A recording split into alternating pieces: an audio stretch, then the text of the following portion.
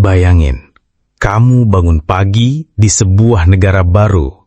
Ada bendera dikibarkan, ada lagu kebangsaan dikumandangkan, bahkan ada pemimpin yang berpidato penuh semangat.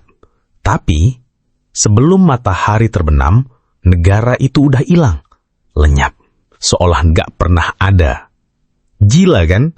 Satu hari aja sebuah negara hidup, bernafas, lalu mati begitu saja. Bukan karena bencana alam, bukan karena rakyatnya bubar, tapi karena dunia nggak pernah benar-benar mengakuinya.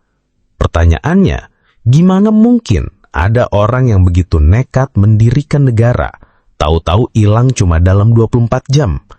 Dan apa yang sebenarnya terjadi di balik drama singkat itu? Inilah kisah negara paling absurd dalam sejarah, negara yang hidup hanya seumur jagung, lalu terkubur di buku sejarah dengan catatan misterius.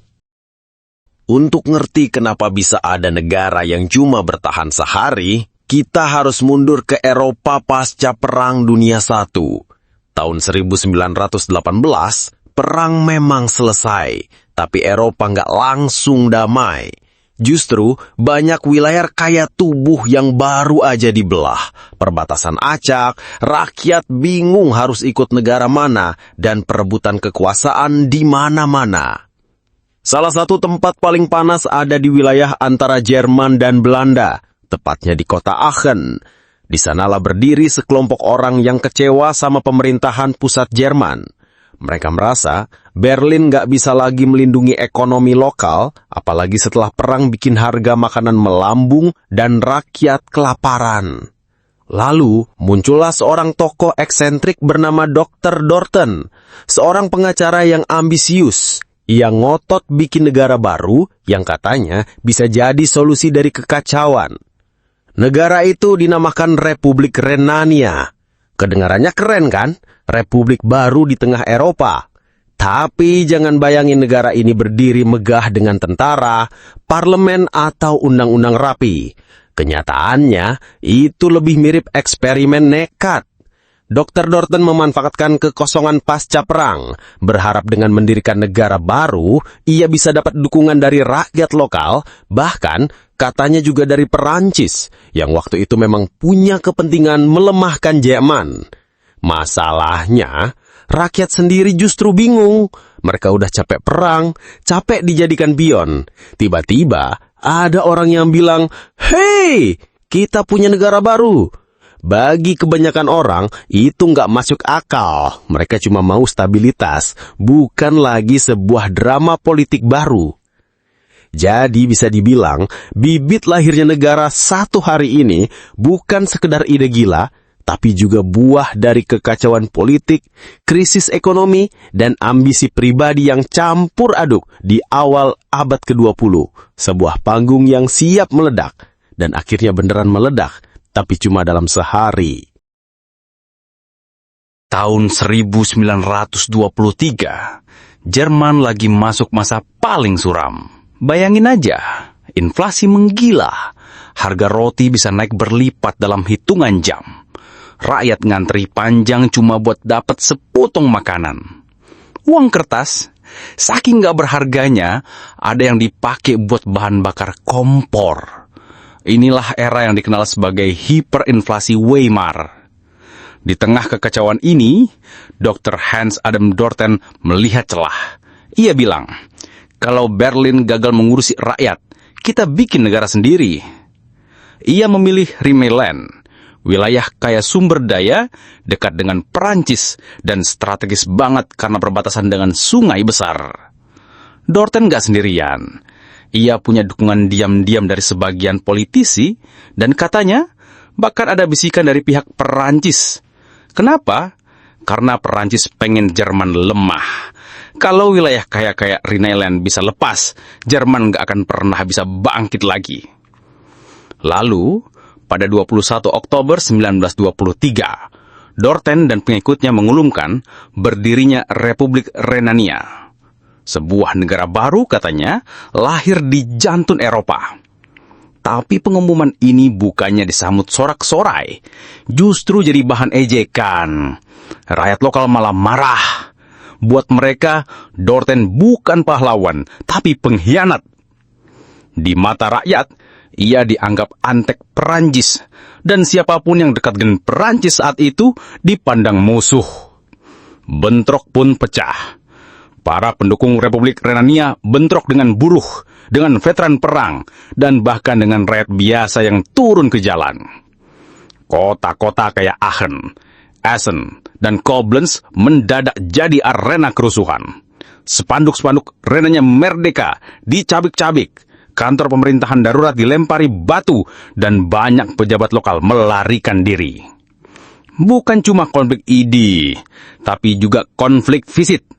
Tentara paramiliter, kelompok buruh, sampai tentara bayaran ikut campur. Dan Dr. Dorten sadar, negara barunya bukan sedang lahir, tapi sedang sekarat, bahkan sebelum sempat bernafas. Dan disinilah drama mencapai klimaksnya. Bayangin jalan-jalan di Aachen malam itu. Lampu padam. Kota tegang. Pendukung Republik Renania baru saja mengibarkan bendera baru. Tapi hanya beberapa jam kemudian, massa rakyat berkumpul membawa pentungan, batu, bahkan senjata seadanya. Mereka berteriak, "Hidup Jerman! Hancurkan pengkhianat!" Bentrok pecah besar-besaran, suara kaca pecah, teriakan bercampur dentuman.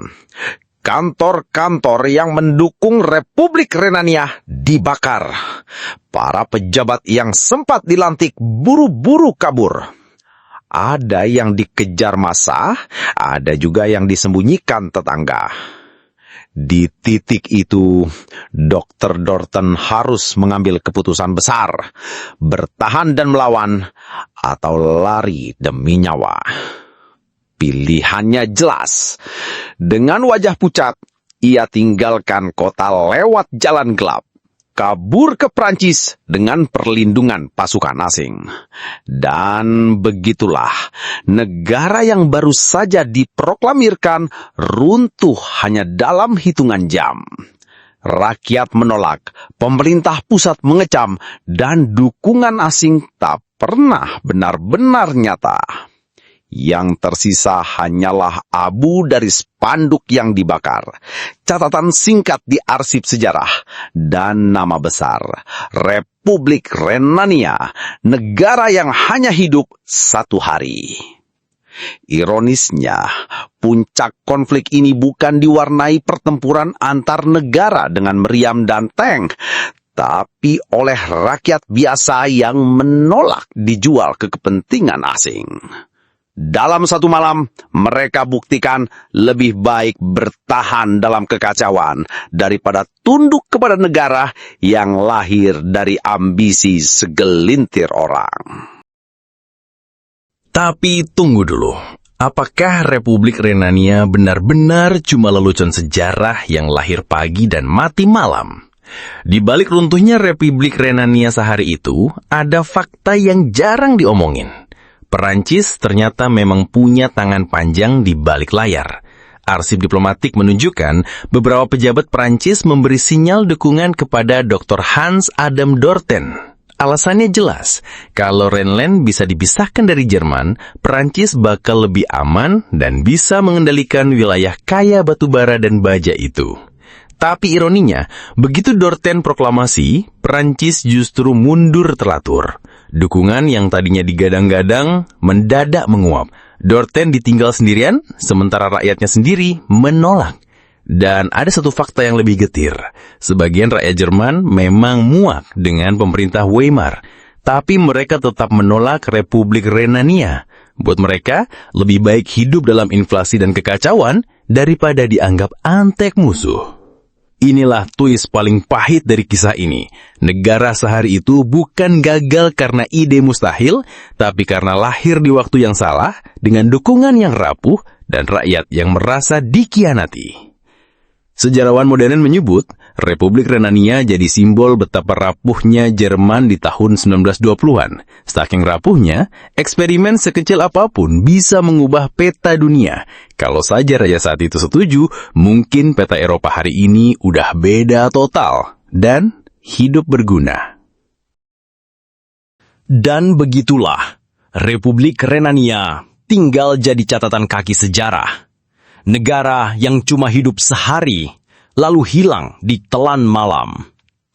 Dr. Hans Adam Dorten, sang pemimpin singkat itu, akhirnya kabur ke Perancis. Hidup sebagai pengacara biasa, jauh dari panggung politik. Ia meninggal tahun 1963, hampir tanpa nama, tanpa lagi dikenang sebagai presiden sehari dari negeri yang gagal lahir. Tapi kisah ini ngasih kita pelajaran pahit.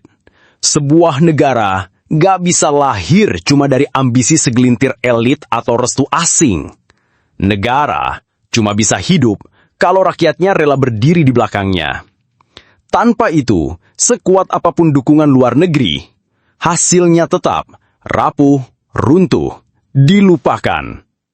Sejarawan Mary Fulbrook pernah menulis, Weimar lahir di antara reruntuhan perang dan rasa malu. Tapi justru dari rapuhnya itulah sejarah Jerman ditentukan. Dan mungkin pelajaran terbesar dari Republik Renania adalah ini.